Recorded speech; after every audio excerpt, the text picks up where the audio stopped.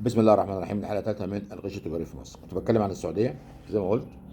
الغش في السعوديه مش موجود في المواد الغذائيه، دي حقيقه. يعني عشت في السعوديه كتير، لا يعني المواد الغذائيه بالذات مفيش فيها غش. هو ممكن في منتجات رديئه، بس انت بتبقى عارف ان ده منتج ليه شركه وليه بتاع وهو رديء، سعره رخيص ورديء. انما ان هم يغشوا الماركه زي عندنا ويكتب لك اسم ماركه موجوده في السوق ويغشها، لا مفيش دي. لكن في غش في حاجات تانية، غش في مستحضرات التجميل كلها والبرفانات والكلام ده، دي كلها غش. والمنظفات والديتولات كل ده مغشوش. والمناديل الورق وكل ده مغشوش. في مش كل يعني موجود في السوق اصناف مغشوشه، كل حاجه مغشوشه. ومغشوشه ايه بدرجات. يعني في غش جيد جدا، وفي غش متوسط، وفي غش سيء، وهكذا. بقول لك انا كنت رايح اشتري ازازه برفان حريمي. فدخلت عند الراجل، واحد مصري كده، واد ظريف كده. السلام عليكم ورحمه الله وبركاته، والله انا عايز ازازه برفان رومبا. قال لي عايزها من المكام. قلت له من المكام ازاي يعني؟ معلش يعني، انا مش في دماغي بقى ابدا حكايه الغش دي في البرفانات يعني. قلت له ازاي المكام؟ ازاي قصدك على الحجم؟ انا معلوماتي ان الرومبا حجمها واحد. قال لي اه صح، الرومبا حجمها واحد. قلت له طب يبقى الفرق في السعر يسوي ايه؟ قال لي الفرق في السعر في التقليد يا استاذ، تعرفش انها مقلده ولا ايه؟ قلت له مقلده؟ قال لي اه. قلت له ازاي؟ قال لي اوريك. قام مطلع لي ثلاث ازايز رومبا، كل ازازه في كرتونتها. قال لي قول لي مين فيهم الاصلي. والله العظيم ما عرفت مين الاصلي. التلاتة تيبيكال. تيبيكال. تيبيكال. تيبيكال. ايه ده؟ قلت له انت تعرف؟ قال لي اه انا بعرف، ده شغلتي بقى، اعرف مين طب ازاي؟ قال لا ما اقولكش. انت دلوقتي انا ليك عليا، قول لي عايز من كام؟ قلت له في بكام؟ قال لي في ب 10 ريال، وفي ب 20 ريال، وفي الاصليه ب 70 ريال. قلت له طبعا دي الاصليه. فخدت الاصليه عرفتها. انت عرفتها ازاي؟ قال لي بقى دي شغلتي. قال لي انت هتحس ان في فرق، انت لو خدت دي، لو انت عايز تدي لحد يعني اي كلام كده يعني هديه وبتاع، خد له واحده من دي وجربها او شوف يعني ايه، هتلاقي دي. عرفت. بس انا يعني لما قعدت الح صاحبته كده وقعدت الح عليه، قال لي هو الغش في مقدار الماده المركزه، مقدار التركيز. الغش في التركيز يعني الاصليه التركيز فيها مثلا سي 10%، الماده الفعاله في 5%، في 2%، وهكذا. الغش في التركيز في كل مستحضرات التجميل، الكريمات، كله في غش بدرجات. ديتول بيتغش، كله انا متاكد. طبعا انا عندي مقاولين كانوا بيوردوا لنا ساعات، كان من ضمن طلب التوريدات النظافه. كنت انا بعمل مقايسات النظافه للمدارس. مقايسه النظافه دي بيخش لها مقاول، المقاول بنقول له مثلا هات لنا، انا عندي مثلا مثلا 500 مدرسه. انا عايز في كل مدرسه تبعت لي 5 عمال نظافه يداوموا كل يوم من 7 ل3 مثلا، ويباتوا في المدرسه. نوفر لهم مكان 5 4 حسب حجم المدرسه. دول بينظفوا الفصول قبل ما الطلبه يجوا، بيمسحوا الفصول وينظفوها ويروقوها ويظبطوها ومش عارف ايه ويكنسوها ويعملوها. او بعد العيال ما تمشي يسهروا عليها ينظفوا المدرسه، ويقوموا الصبحيه بس يعملوا شيشني كده، بحيث المدير يجي يلاقي المدرسه بتلمع.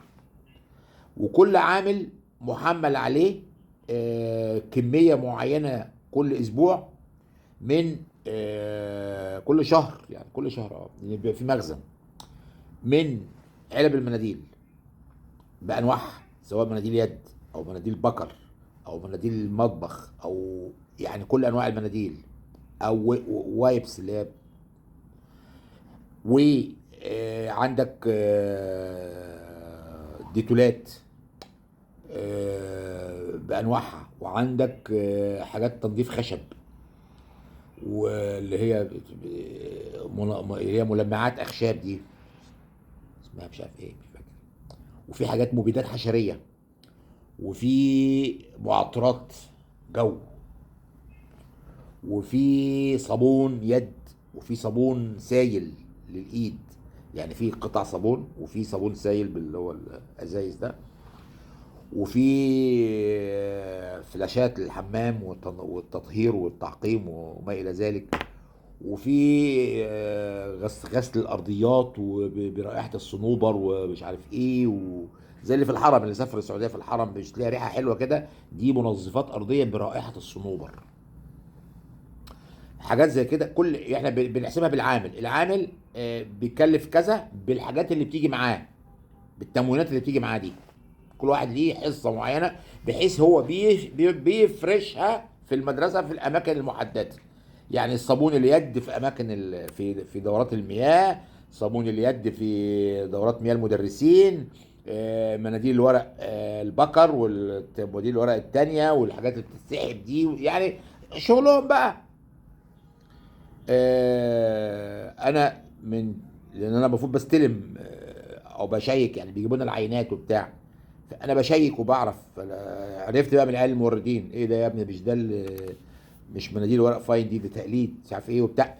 طبعا هم مصريين، عرفت، قال لي ما هو في ده وفي ده وفي ده، وده كله مضروب معمول، بيتعمل في الحراج، في الحراج ورش كده بتعمل كل الكلام الفارغ ده، بتغشه كله ده مغشوش. عرفت يعني.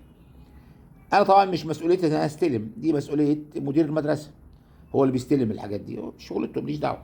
500 مدرسه، انا هروح استلم 500 مدرسه؟ ماليش دعوه. انا بستلم العينه بس، اقول له لا تجيب لي افضل عينه، هي دي اللي بنقيم عليها السعر. هو بقى بيروح يسلم للمدير المدرسه، مدير المدرسه دي شغلته، وغالبا مدير المدرسه بيقبضوه، يعني شغل كله نصب، يعني في نصب، كله نصب في نصب. فالغش هناك كله في الحاجات دي، وفي طبعا في الاجهزه والبتاع، الموبايلات والحاجات دي كله فيه مغشوش. بص، في السعوديه 99% من الحاجات مغشوشه. يعني مش يعني في مغشوش، في نمره واحد، في اثنين، في ثلاثه، في اربعه، حتى الايفون في منه مغشوش. بس المواد الغذائيه لا، حاجه غريبه، لا بتغشش لانها رخيصه اصلا، يعني رخيصه. وبعدين السعوديين بياكلوا ايه؟ السعوديين بياكلوا رز كبسه وفراخ. ايه اللي هيتغش؟ هيغشوا علبه الجبنه؟ هيغشوا ايه؟ شركه المراعي بتاعت الحليب هتغش؟ مش معقول. الناس كلها بتجيب مراعي، بتجيب نادك، بتجيب صافي، هم الثلاث شركات الكبرى دول. الحليب واللبن الرايب وزبادي بتاع، من بيجيبوها من باندا، من هايبر باندا، من عثيم، من الكلام ده كله. فالمواد الغذائيه ما فيش فيها غش، لا عندنا في مصر كله غش. قلت لكم بتاع البن ده، جيت بقى انا متعود على زيت الزيتون، قلت اطلب زيت زيتون. يا خرابي على الاعلانات، زيت الزيتون منفذ وزاره الزراعه. ما في حاجه اسمها منفذ وزاره الزراعه، ده اونطه. وزاره يتهيأ لك انها ايه، وزاره الزراعه اللي انتجته. منفذ وزاره الزراعه، يعني ايه منفذ وزاره الزراعه؟ هم فاتحين دكانه كده جنب وزاره الزراعه. هو ده المنفذ؟ وزاره الزراعه مالها بيكو؟ قصده جيران وزاره الزراعه، ده مغشوش. ده انا اتغشيت في زيت الزيتون ده في مصر غش، يا خرابي، يمكن 5 6 مرات. كله مضروب، كله مضروب. فضلت بقى انا من النوع اللي ما بسكتش، فضلت ورا الحكايه. مش في ناس بتعدي كده في الشارع يقول لك الزيت القديم للبيع، الزيت القديم، بيشتروا الزيت اللي الناس قالت بيه وقدم خالص. الزيت ده بياخدوه، عرفت بقى، بياخدوه بيغلوه مع دقيق كده، الدقيق بيمتص كل الشوائب اللي فيه، يرجع ابيض من غير اي ريحه. ويجيبوا من عند واحد في درب البرابره اسمه الزواوي، بيبيع الاسانسات، ده وكيل شركه اروماتيك. بيجيبوا اسانس زيت زيتون، وفي غساله الايديا بتاعت زمان دي، ادلق الزيت اللي انت عامله ده وحط عليه بقى، كب عليه اسانسات، خلاص، واقلب تك تك تك تك تك تك، تشم اكن زيتون مطحون، ويعبيهولك كل زيت زيتون. تخيل.